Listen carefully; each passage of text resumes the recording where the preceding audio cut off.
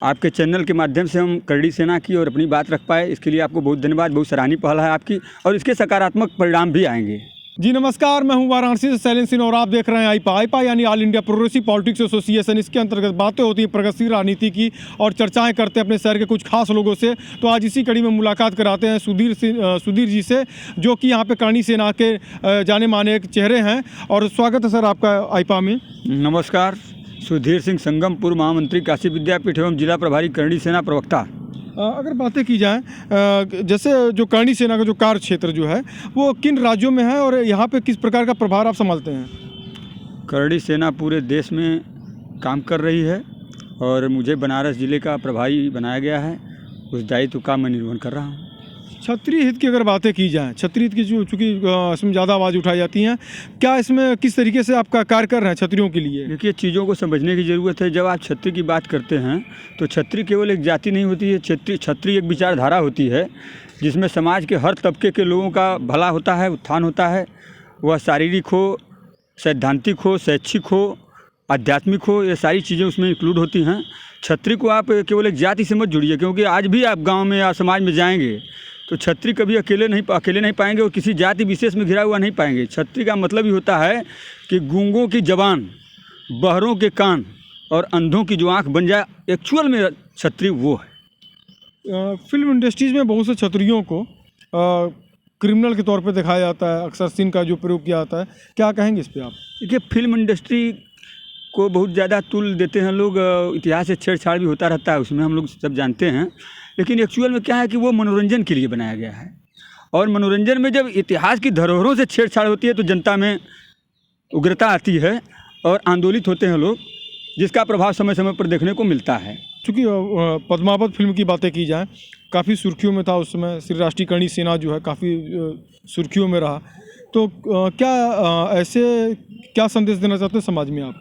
पद्मावत को अगर लिया जाए तो आप वैश्विक स्तर पर अगर पद्मावत जैसी घटना को आप लेंगे या उस इतिहास की धरोहर को आप लेंगे तो आपको मैं विश्वास दिलाता हूं कि पूरी दुनिया में मामूली ऐसे स्टंट होंगे जो कि पद्मावत जैसे इशू के जो आज जिस पर हमारा देश गर्व करता है, जिस पर आज हम अपने इतिहास को गौरवशाली महसूस करते हैं, गर्वान्वित महसूस करते हैं कि पद्मावत जैसी सती स्त्रियाँ हमारे देश की नारियों में शुमार रही हैं, तो वह दुनिया में गिनी चुनी ऐसी चीज़ें आपको दिखाई पड़ेंगी।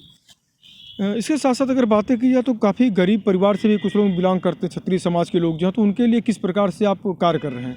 कि क्षत्रिय केवल एक जाति नहीं है, क्षत्रिय समाज का एक अगुआ है। क्षत्रित्व का नाम दिया गया है, वो पूरे समाज को लेकर के चलता है। तो जहाँ क्षत्रिय का दायित्व आता है, क्षत्रिय के नाते एक समाज के गरीब तबके की बात आती है, तो हम वहाँ उसको पहले शैक्षिक तौर पर सुदृढ़ करने का प्रयास करते हैं। क्योंकि जब व्यक्ति शिक्षित होगा तो वह स्वावलंबी भी होगा, वह सारा काम कर लेगा, उसको कहीं से किसी भी प्रकार के सहयोग की ज़रूरत मैं समझता हूँ कि नहीं होगी। राजनीति स्तर की अगर बातें की जाए तो तमाम वैसे जो दावे जो करते हैं समाज के, जो हर एक जाति की एक पार्टियां बनती चली जा रही हैं।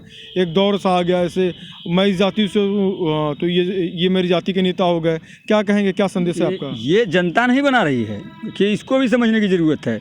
जो जातियों कबीलाओं के नेता हो रहे हैं, जैसे पहले बिहारों में चंबल के डकैत होते थे कि उनका कुनबा है, उनका फतवा है, इस तरह से जातियों को आगे करके अपने परिवारों के भले के लिए ये पार्टियां बनाई जा रही हैं, गठबंधन किया जा रहा है। ये जातियों का गठबंधन अगर आप ज़मीनी स्तर पर हकीकत करवा लीजिए, जितने भी गठबंधन हो रहे हैं सब परिवारों के भले के लिए गठबंधन हो रहे हैं। जनता के लिए कहाँ गठबंधन दिखाई पड़ रहा है? ये जनता सब जान रही है, हर जातियों के लोग जान रहे हैं कि ये जितने लोग पार्टी जाति के नाम पर बना रहे हैं, ये सारे लोग अपने परिवार का भला करने वाले लोग हैं। आप पुराना इतिहास उठा के देख लीजिए, जिन जिन पार्टियों ने जातियों के आधार पर पार्टी बनाई, राजनीति में हिस्सेदारी की, उनका परिवार, उनके नात रिश्तेदार आज कहाँ हैं, उनकी जातियाँ आज कहाँ हैं? हम तो सीधा प्रहार करते हैं कि बहुत से लोग, पिछले हम नाम नहीं लेंगे, लोगों ने कहा कि भाई शिक्षित होइए, संगठित होइए, संघर्ष करिए और करके सत्ता प्राप्त किए। लेकिन कितना वो शिक्षित हुए? 4 बार सरकारें रही हैं, कितना शिक्षित हुए जरा उसका भी आंकड़ा देख लीजिए क्या है। शादी विवाह में दहेज प्रथा जैसी जो कुरीतियाँ जो हैं वो अभी भी कहीं ना कहीं से हावी हैं, तो किस प्रकार से संदेश देंगे कि दहेज के प्रति जो है प्रलोभन जो है, क्या कहेंगे क्षत्रिय कुल के लिए? देखिए, हमारा देश जो है वह दानवीर कर्ण का देश है। यहाँ जो है दहेज प्रथा को शिक्षा के माध्यम से, जन जागरूकता के माध्यम से और आपसी भाईचारा के माध्यम से ही दूर किया जा सकता है, और उसको किया जाएगा। करणी सेना इसके लिए प्रतिबद्ध है और कर रही है। समाज की अगर और बातें की जाएं, चूँकि क्षत्रिय जो समाज को जैसे कहीं ना कहीं से मतलब कि एक विलेन के तौर पे प्रस्तुत किया गया है, जो एक धारणाएं जो बनी थी, कितना अंतर आया है अभी? देखिए, हम नहीं कह रहे हैं, अरस्तु ने कहा था कि जिसने कोई गलती नहीं की उसने समझ लीजिए कि कुछ किया ही नहीं। देखिए, जब आप कुछ करते हैं तो नो डाउट कुछ गलतियाँ होती हैं, लेकिन जो करता है उसी से गलती होती है। मनुष्य कोई भगवान नहीं होता। हो सकता है कुछ भाई हमारे रहे होंगे, उनसे कुछ गलतियाँ हुई होंगी, इतिहास में भी कुछ गड़बड़ियाँ रही होंगी, लेकिन इसका ये मतलब नहीं है। आप जब हिंदुस्तान के आन बान शान की बात आई है, क्षत्रिय आगे बढ़ चढ़ करके जो है कुर्बानी देने का काम किया, पीछे मुड़ करके देखने का काम नहीं किया है। आप बलिदान का इतिहास ले लीजिए, बलिदान में आपको हमारी हिस्सेदारी 90-10 की मिलेगी। अगुवाई हमने की है, समाज के लिए किया है, देश के लिए, चाहे अंग्रेज़ों से लड़ना हुआ हो, चाहे मुगलों से लड़ना हुआ हो, आक्रांताओं से लड़ना हुआ हो। हमारा इतिहास उठा करके आप देख सकते हैं क्या है। अब अपने मुंह से हम क्या कहें, करणी सेना क्या कहेगी? आज भी रचनात्मक कार्यों में हमारे योगदान को आप सतही तौर पर जा करके देखेंगे तो आपको लगेगा नहीं, गैर राजनीतिक संगठन होते हुए भी हम किस हद तक लोगों की मदद कर पा रहे हैं। गैर राजनीतिक संगठन जो है आपका, क्या ये आगे कोई ऐसी कुछ विचार हैं जिससे मतलब राजनीतिक क्षेत्र में आने के लिए कोई पार्टी वगैरह बनने की? देखिए, भविष्य में क्या है, ये तो हम एक जिला प्रभारी हैं, हम कोई मतलब राष्ट्रीय प्रवक्ता भी नहीं। जो संदेश जाते होंगे, जो कुछ ना कुछ मीटिंग होती होंगी, भविष्य में क्या होगा ये हम नहीं कहेंगे, लेकिन ये ज़रूर हम आपको कहेंगे कि जहाँ उत्थान की बात आएगी, समाज के उत्थान की बात आएगी, देश के उत्थान की बात आएगी, करणी सेना हर वो काम करेगी जिससे समाज का उत्थान हो, क्षत्रिय समाज का भला हो और देश का और समाज का भी साथ में भला हो, वह हर काम करेगी। क्षत्रिय समाज के जो लड़के जो हैं वो उनके लिए क्या संदेश आप देना चाहेंगे? उनके लिए हमारा यही संदेश है कि सकारात्मक सोच के साथ, एक आत्मविश्वास के साथ और शिक्षा और स्वास्थ्य के साथ देश और समाज के लिए आगे बढ़ने की ज़रूरत है। आईपा की मुहिम में जन जन तक हम लोग पहुंचने के लिए जन जन हम लोग पहुंचते हैं, जाके उनके विचारों को लेते हैं, क्या कहेंगे इसको आप? आईपा की इस मुहिम को जिसके अंतर्गत जिस मंच से हमारी आपसे वार्ता हो रही है, आपके चैनल के माध्यम से हम करणी सेना की और अपनी बात रख पाए, इसके लिए आपको बहुत धन्यवाद। बहुत सराहनीय पहल है आपकी और इसके सकारात्मक परिणाम भी आएंगे। सुहेल देव की अगर बातें की जाए, सुहेल देव जी के मतलब कि ओम प्रकाश के कुछ बयान आते रहते हैं, क्या कहेंगे? कई उनके बयान रहते हैं, बहुत बेबाक बोलते हैं वो। देखिए, कुछ लोग इस देश में ऐसे हैं जो अपने परिवार के भले के लिए सुबह कुछ और बोलते हैं, दोपहर को कुछ और बोलते हैं, शाम को कुछ और बोलते हैं, और मुझे नहीं लगता कि उनकी विचारधारा क्या है और किस तरह के लोग हैं, उनकी शिक्षा क्या है, उनकी सोच क्या है, उनके सिद्धांत क्या हैं।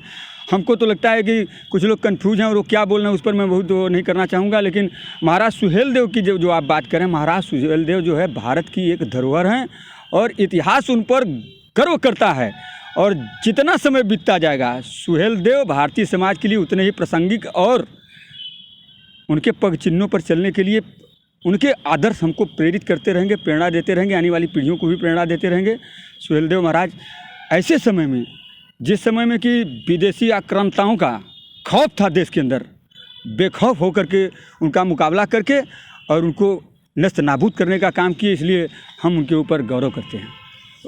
एक चीज़ और, अभी 2022 का चुनाव चल रहा है, तो करणी सेना जो है, राष्ट्रीय करणी सेना जो है, ये वोटिंग अगर बातें की जाए तो कैसे लोगों को चयन किया जाए, कैसे लोगों को वोटिंग किया जाए, क्या कहेंगे, क्या पहल रहेगी इसमें? देखिए, जनता, भारत की जनता मतदान के मामले में बहुत समझदार है। यहाँ प्रोफेसर और वैज्ञानिक से ज़्यादा आगे निकल जाते हैं जब वोट देने जाते हैं, तो वो सभी लोग जान रहे हैं कि क्या करना है। हम वोट के विषय में कुछ नहीं बोलेंगे, लेकिन जनता सब जानती है, जो करेगी अच्छा करेगी और अच्छे लोगों को चुन कर ले आएगी, जिससे कि भला होगा। मौसम वैज्ञानिक की तर्ज पे जो है राजनेता पार्टियों को बदलते हैं।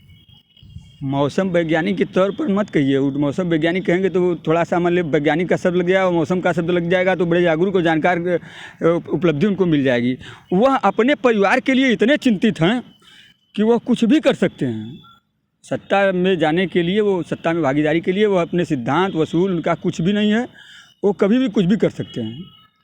तो आप थे हमारे साथ सुधीर जी, जिन्होंने बहुत ही बेबाकी से पूरे जवाब दिया और उन्होंने बताया कि श्री राष्ट्रीय करणी सेना किस प्रकार से काम कर रही है और कैसे लोगों के न्याय के लिए बातें करती हैं और उनकी लड़ाइयाँ लड़ते हैं। वाराणसी से शैलेंद्र सिंह, आईपा।